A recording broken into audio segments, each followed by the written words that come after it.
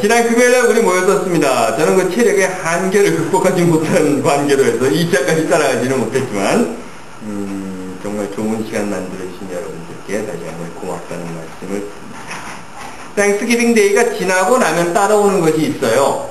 여러분들 잘 아시는 대로 블랙 프라이데이, 쇼핑하는 날. 그런데 그런 이야기 말고 땡스기빙 데이가 지나고 나면 교회력, 즉 교회 캘린더라고 하죠. 교회 캘린더에 따라서 어드벤트라고 합니다. 대림절이라고 하는 절기가 따라오게 됩니다. 지금 우리가 사용하고 있는 캘린더가 있어요. 이건 태양력이죠. 그래서 태양의 주기에 따라서 날짜를 정한 것입니다. 이걸 그레고리력이라고 해요. 왜냐하면 그레고리 교황이 개정을 했습니다. 그 이전에 있었던 달력으로부터. 그것에 따르면 1월 1일이 새해가 되고 1년이 365일 365.2425일 뭐 이렇게 된다고 합니다. 태음력이라고 하는 것도 있죠. 1년을 354일로 정했다고 해요. 그래서 달의 기울기에 따라서 한 달을 30일까지 두고 그러다 보니까 윤달이라고 하는 것이 있고 제가 아는 교인 중에 이름이 윤월이라는 분이 있어요.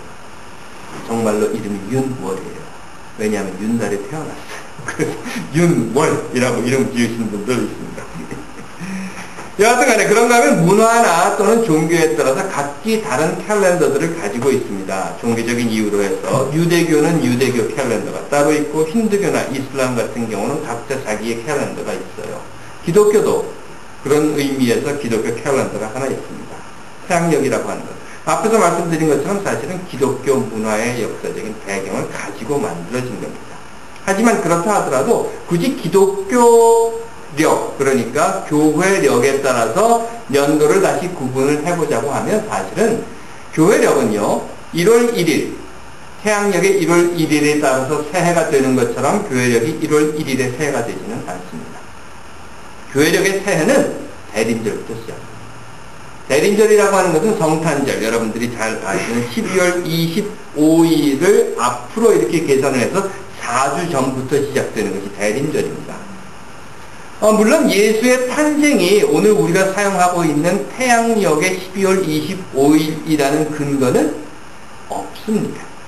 긴 이야기를 좀 짧게 만들어 보자고 하면 그냥 그렇게 정하는 거예요. 쭉 나오다 보니까 그렇다고 해서 이제 와서 바꾸자. 물론 그럴 수도 있을 거예요. 바꾸자. 그거 잘못됐다. 그런데 문제는 그러면 12월 25일이 아니면 어느 날이냐 모른다는 거죠. 그러니까 그냥 있던 대로 계속 하자 하고 지금까지 12월 25일을 크리스마스로 정합니다. 여하튼 이 크리스마스로부터 시작해서 4주간을 앞으로 가고 그 4주간부터 시작되는 대림절이 사실은 교회력의 시작입니다. 금년은 11월 29일 그리고 12월 들어서 6일, 13일, 20일 그리고 나면 크리스마스. 이 기간을 교회는요, 교회력에 따라서 예수의 탄생을 기다리는 기간으로 정하고 있습니다. 자, 달력. 달력이 왜 필요할까? 사람들이 처음 농사를 지을 때 달력이 필요했다고 하죠. 그래서 농사에 관한 것, 이때가 되면 파종을 하고, 이때가 되면 논에 물을 대고, 이때가 되면 김을 메고, 이때가 되면 추수를 하고, 날이 풀리고 더워지고 추워지는 그 때를 알기 위해서 달력을 처음 만들었다고 합니다. 하지만 요즘 같으면 좀 달라요. 그래서 여러분들 지금 이미 느끼고 계신 것처럼 10월 달에 눈이 펑펑 오더니 이제 곧 12월인데 오늘 날씨를 보니까 52도예요. 세상에. 저희 뒷뜰에는 개나리까지 피었더라고요. 여하튼 간에 농사에 관계없는 세상이 되었음에도 우리는 달력을 계속 가지고 있죠. 그렇다면 어떤 이유에서 우리는 달력을 갖고 있을까? 제가 한번 상상을 해봤습니다. 달력이 없다면 어떨까? 달력이 없다면 어떨까? 물론 오늘 며칠이야 이렇게 물어보는 사람 없을 거예요. 또 오늘이 무슨 요일이지? 이런 거 물어보는 사람들도 없을 거고, 달력이 없다고 하면 혹시 매일매일이 내 생일이 되지는 않을까? 아니면 내 생일은 다시 돌아오지 않을 수도 있겠다 라는 생각을 했습니다. 사실 그렇잖아요. 제가 태어난 것은 50여 년 전 어느 날인데 어떻게 매년 내 생일이 또 오냔 말이죠. 결혼기념일. 제가 결혼한 것은 20 훨씬 전 그때 결혼을 했는데 정확한 날짜를 어떻게 매년 결혼기념일 선물을 사줘야 되느냐. 네, 이게 1년마다 또 돌아오고 또 돌아오고 또 돌아오고 그러는 거예요. 달력이 없다면 그건 안 해도 될 것 같기도 합니다. 하지만 결혼하신 분들, 여기 결혼하신 분들 계십니다. 우리 현재 달력을 가지고 삽니다.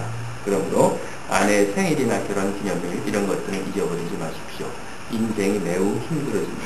여하튼 자, 카렌더가 없다고 하면 시험 날짜라든가 페이퍼 내는 날이라든가 뭐 이런 거 상관없을 거예요. 아무 때나 내가 가서 시험 보면서 오늘이잖아, 오늘 내가 그랬잖아 하고 우기면 될 텐데, 또는 칼렌더가 없다고 하면 어제가 없을 거예요. 물론 지난달도, 작년도, 10년 전도, 100년 전도, 1000년 전도 과거라는 것이 아예 없어질 테고, 그렇게 되면 오히려 우리 삶이 더 편해지지는 않을까. 계획 같은 것도 필요 없을 테고, 내가 오늘 무엇을 했든지 남는 것도 없을 테고. 그런데 안타깝게도 우리는 달력을 가지고 삽니다. 그래서 날짜를 꼽죠. 우리 애 나올 날 며칠 남았다. 그렇기 때문에 싫든 좋든 우리는 계획이라고 하는 것, 내일을 위해서, 그리고 어제라는 것을 기억하며 살게 됩니다. 구약에는 신명기라고 하는 책이 있어요. 이 책은 이집트를 탈출한 이스라엘 백성들이 가나안 땅으로 들어가기에 앞서서 이스라엘 백성들과 40년 동안 함께했던 모세가 마지막으로 그 백성들을 앞에 놓고 하는 이야기가 담긴 책입니다. 모세는 40년 동안이나 이스라엘 백성들을 데리고 가나안 땅을 향해서 광야 생활을 했었어요. 별의별 일들이 다 있었겠죠. 다른 부족과 싸우는 전쟁의 경험이라든가 내부의 분열과 갈등의 경험도 있었을 테고, 하나님의 징벌과 또 용서를 직접 경험한 그런 사건들도 있었습니다. 한번 생각해 보세요. 누군가 40년 동안 같이 살았다고 하면, 와, 평범한 삶을 살았다 하더라도 기쁜 일, 슬픈 일, 괴로웠던 일, 화나는 일, 또는 즐거웠던 일, 미워했던 일, 고마웠던 일, 이런 일들이 많을 텐데, 모세와 그 이스라엘 백성은 40년의 일상적인 삶이 아니라 광야에서의 삶이었습니다. 그러니 모세가 하고 싶었던 말이, 또 그 기억 속에 남아있었던 일들이 얼마나 많았겠습니까? 그런데 모세는요, 물론 율법을 쭉 설명을 하지만 마지막으로 백성들을 앞에 놓고 한 이야기의 핵심에서 이런 말을 합니다. 잊지 마라. 잊지 마라. 과거를, 역사를 잊지 마라. 아마 그래서 우리에게 캘린더가 필요하지 않나 생각을 했어요. 내일을 위한 기억뿐만 아니라 어제에 대한 기억, 그리고 역사에 대한 기록, 그리고 역사에 대한 책임. 대림절은 예수를 기다리는 기간입니다. 하지만 우리가 알고 있는 것은요, 예수는 이미 2000여 년 전에 저 유대 땅에서 태어났고 이미 죽었어요. 없어요, 더 이상. 그럼에도 교회는 매년 교회력에 따라서 이 대림절 기간을 정해놓고 예수의 태어남을 기다려라 하고 이야기를 합니다. 이미 태어나고 죽어버린, 2000여 년 전에 이미 없어져 버린 그 예수를 또 기다리고 또 기다리라는 거예요. 부모님이 돌아가시면 제사를 모십니다. 여기 제사 모시는 분들도 계실 거예요. 조상님들이 찾아와서 음식을 드시라는 의미로 제사상 위에다 정성스럽게 음식들을 차려놓습니다. 홍동백서, 어동육서, 뭐 이거 굉장히 복잡한 게 많더라고요. 하지만 누구라도 제사를 드리면서 음식을 잘 제사상에 정성스럽게 차려놓으면서 저 상 위에 차려진 음식들이 조상님들이 오셔서 다 드실 것이다 라고 생각하지는 않습니다.